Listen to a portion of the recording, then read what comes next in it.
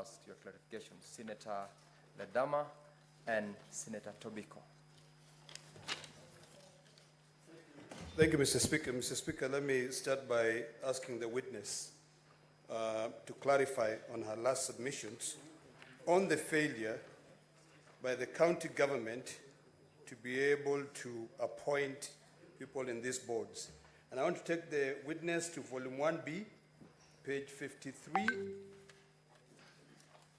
We look at page 53. I don't know whether you've had a chance to look at it. And Mr. Speaker, this minute of 2 minutes is actually doing us a big disservice.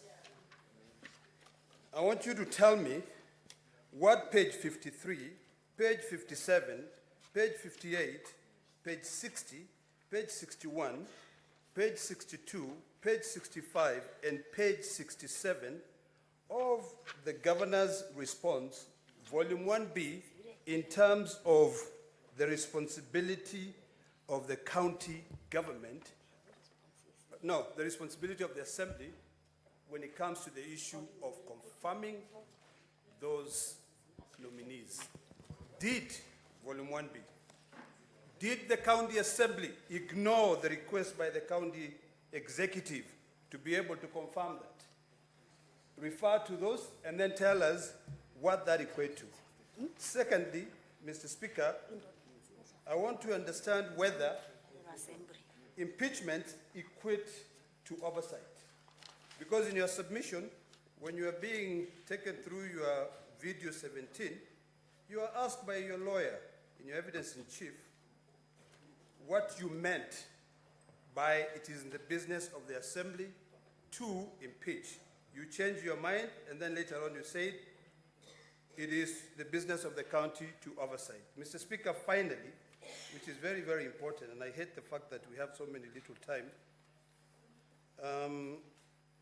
If on the issue that you were asked by Senator Kajwang in terms of the documents that you presented, what should the executive do if the county assembly fails to approve, one, the nominees? Do those departments stay without operational? Thank you, Mr. Speaker. Senator Perez Tobiko. Thank you, Mr. Speaker.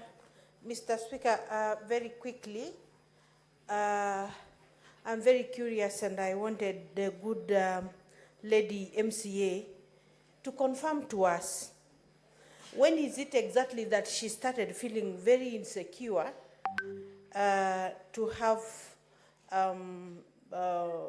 CCTV in her home, and also for how long she has had a watchman in her home, Mr. Speaker, and that she needs to confirm that indeed the video we watched of a small portion of her home burning is from a CCTV download.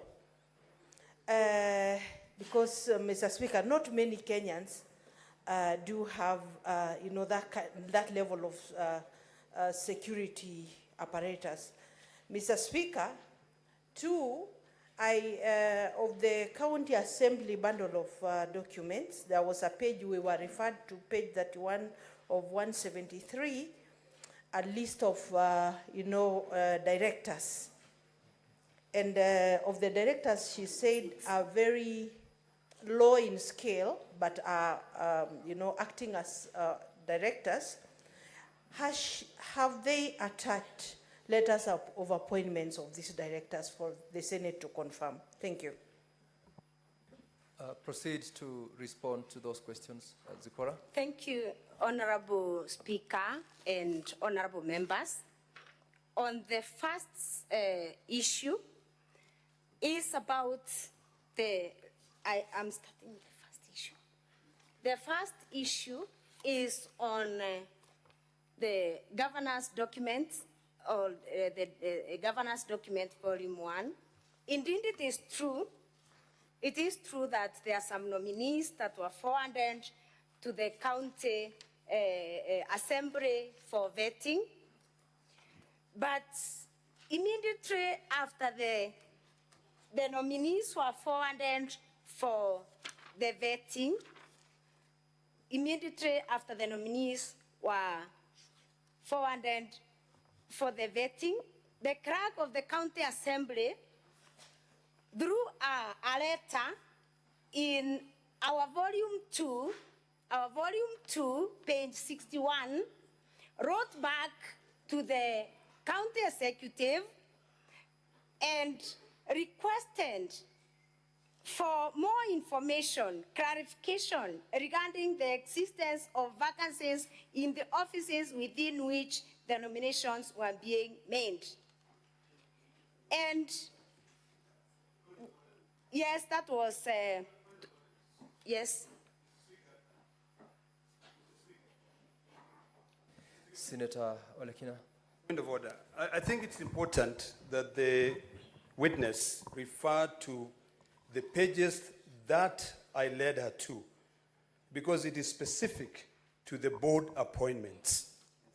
If you look at page 53. Very well. So we wanted witness- to be very clear on that, not to say that, we just want clarity.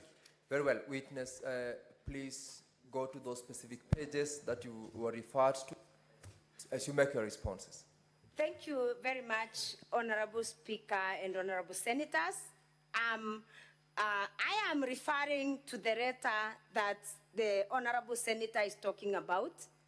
The letter that the Honorable Senator is talking about in the body of the governor's response is on page 53.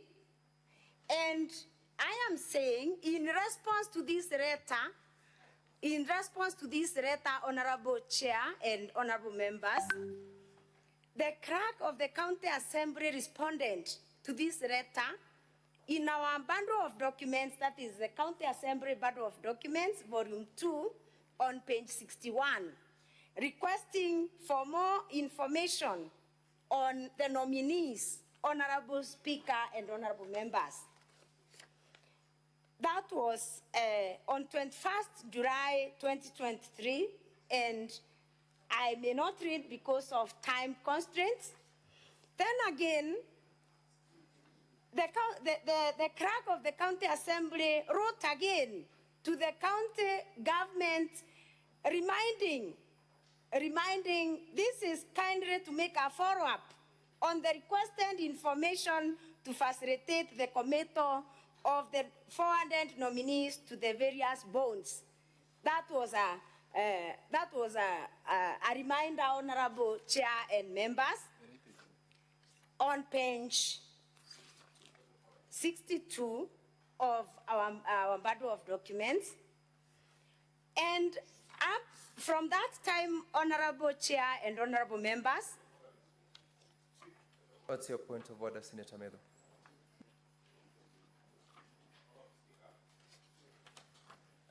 Give him the microphone.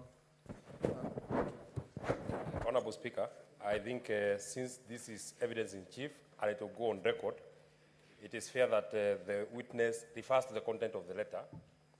The letter that the clerk has written would wish to kindly inform you that my office is unable to recommend the same for the appointment to be transmitted to the county assembly for action. So what the witness is saying, that they wrote to us for more information, it's actually not accurate. The accurate fact is that the clerk said that the county assembly is unable to process their vetting since the offices have been occupied by other occupants.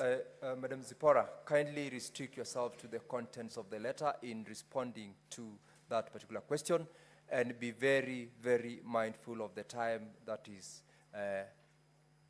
already out now. Well, guided Honorable Speaker and Honorable members, I read the second letter. Maybe the Honorable member was in the first letter. I'm sorry about that. But my submission is that despite the constant communication, the information was not provided, so it became difficult for the County Assembly of Meru to continue with the process. On the second question,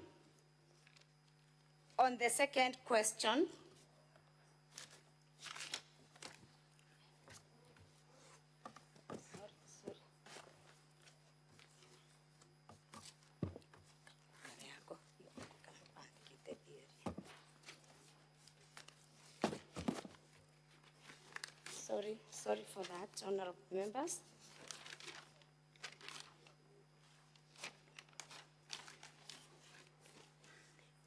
On the second question from Senator Kina on whether impeachment is oversight, the impeachment of a governor is based on violations of the Constitution and other violations of other laws. And in my own opinion, I describe impeachment as part of the oversight, in my own opinion. Then I believe there's no other question from Honorable Senator Kina. Then I got questions from Honorable Tobiko through the Honorable Speaker and Honorable members. I submit that I did not install a CCTV just because of these insecurities, but my home has been under surveillance of the CCTV camera for the last 5 years. I also submit that I did not secure the services of a watchman because of this. The watchman has worked for me for a number of years. And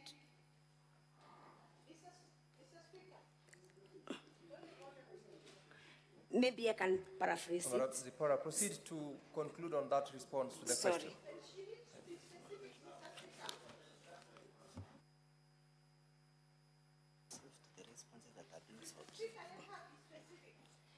Yes, I can say that my home has always been guarded by a watchman. Since when? Since I established it. When was that? In the year 2003.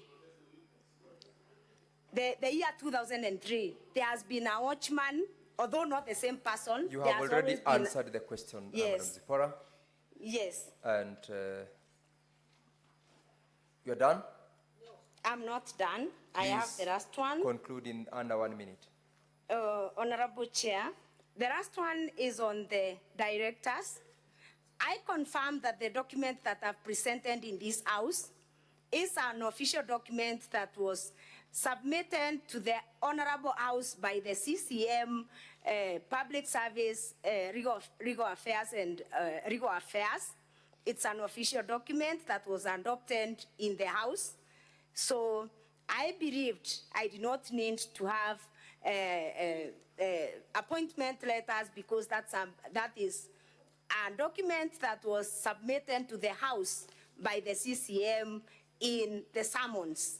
And therefore, the County Assembly adopts it as an authentic document.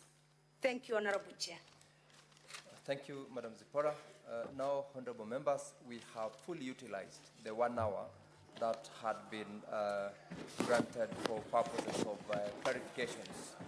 And therefore, as I directed earlier on, everyone had requested to seek clarification.